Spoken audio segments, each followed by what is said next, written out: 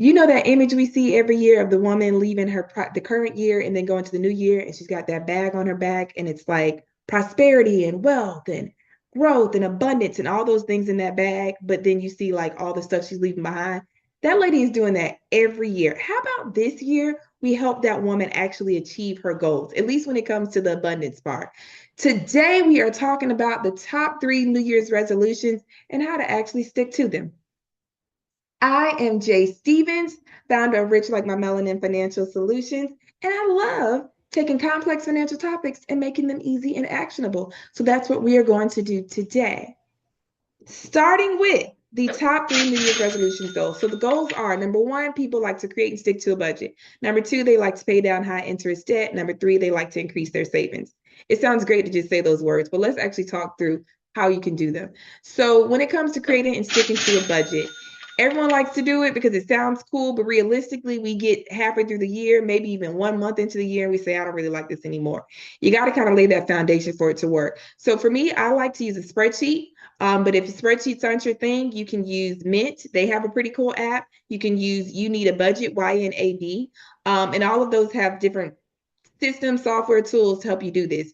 What you got to do, put your income in there, the actual take home amount, y'all, not what your paycheck is going to be, but like what you actually receive in the bank. Okay. Because sometimes that paycheck, they got to take out the taxes. They got to take out what you got for retirement, which is great and legal and necessary, but be realistic on what you're doing. Like, be so for real.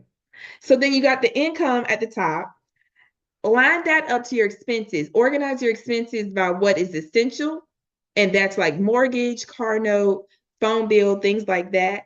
And then what is discretionary? And discretionary includes like dining out, going on vacation. Now, some people say that's discretionary. For me, I know I don't like to cook every day. So dining out pretty much is essential. I know I need to get my passport stamped at least once a year. I like to leave the country. So to me, again, I feel like that's essential, but to each his own. That's not what I'm here to discuss. And then also including there your debt payments and your savings. So like the things you got to pay off for debt, your credit card, your mortgage, all of that, and savings, which not ironically is the top two and the top three goals, right? Like they all feed in together.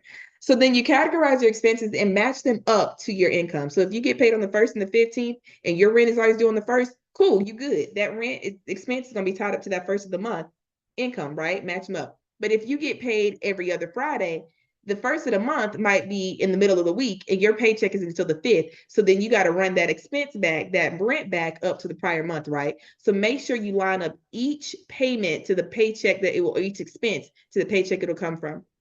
Also be realistic in your goals. Like I said, I know I like to eat out. So I'm just going to put that in my money, in my budget. I'm not going to sit here and say like, oh, I'm going to cook every day.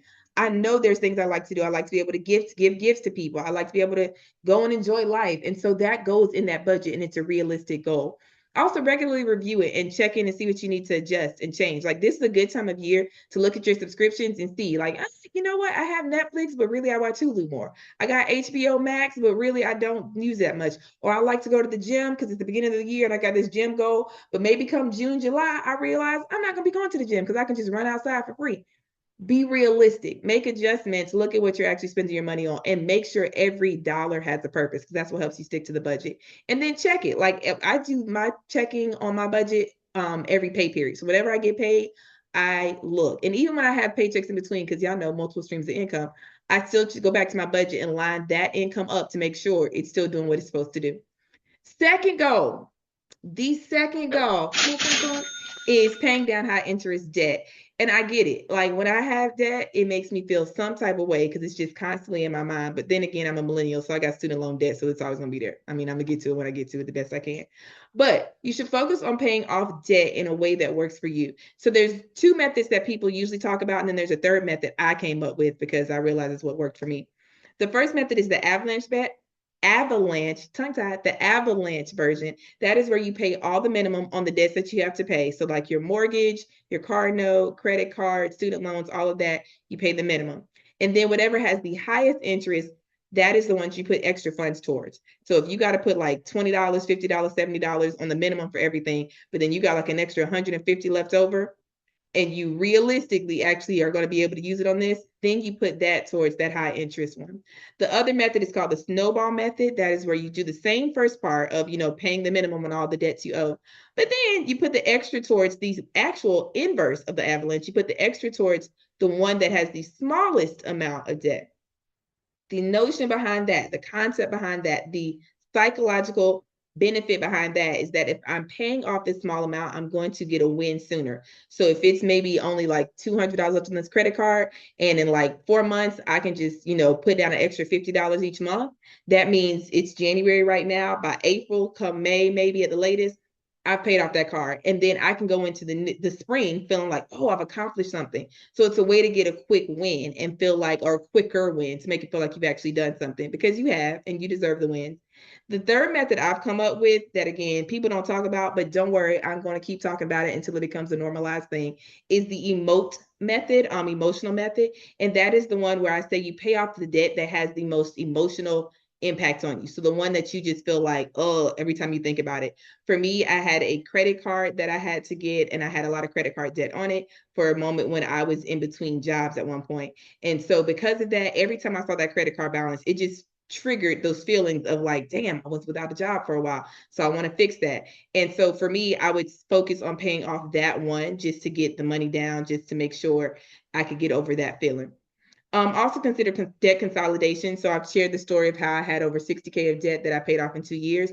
One of the big factors in doing that, in addition to just cutting my expenses, was that I did balance transfers. So I looked for credit cards that had a 0% balance, or 0% transfer rate. And I transfer all my credit card debt from one card to the 0% one. And then I paid all of my money on that. So that way my payments actually went to the principal and not the interest of the debt. Now, the thing with the trick with these 0% balance transfers, one, you got to make sure that you are actually just paying off debt and you're not accumulating more debt on that card, because then you're just stuck in this vicious cycle, right? And two, you got to keep track of when the interest hits. So it's usually a 0% for like a year. Put on your calendar when you are 10 months out, because when you're 10 months out, you need to go ahead and apply for another card if you haven't paid off all the debt, so that you can do another balance transfer. Because if not, what happens is on that 12th month, technically the 13th month, they will charge you all the back interest that because it's what they can do. They could, like, if you look on the fine print on that, they can then go back and say, well, you didn't pay off all the balance, and this was for that balance for this one particular transfer of debt. So we're making you pay back the debt for all of this, or pay the interest on top of all this, which is the complete opposite of what you're trying to do. Also consider making extra payments, and that'll help get your debt down. But I mean, that's logical. If you had extra money, obviously you would use it the best you could, right? The third goal is increasing savings. So people like to increase their savings, and that can be the thing that you need. I actually think it's great. Everyone needs at least 3 months, minimum 3 months of savings, ideally 6 months of savings, because that's how much time it will take sometimes to get on your feet if you lose your job, or if you have a medical expense and you need to pay off that medical bill, whatever it may be. Minimum three, but more likely 6 months to actually get through everything. So determine what your savings goals are. Again, the first one should be to have that emergency fund in 3 to 6 months, but then maybe you have short-term goals, like you want to get a new car, or you want to remodel something in the house. Those are the short-term goals. You may have the long-term goals where you're like, okay, I want to add more to my retirement, or I want to get a down payment for a house together. Tips to achieve those goals: automate your contributions. So set up auto pay, so when you get your paycheck, you don't even have to do the activity of moving the money from your check into your savings. It's just automatically rolled into your savings as soon as it before it gets to your bank account. And there are actually some companies that will take out your savings before taxes. So then it lowers your tax liability, and you get to take home more in savings, because they see it as like, oh, they're saving up.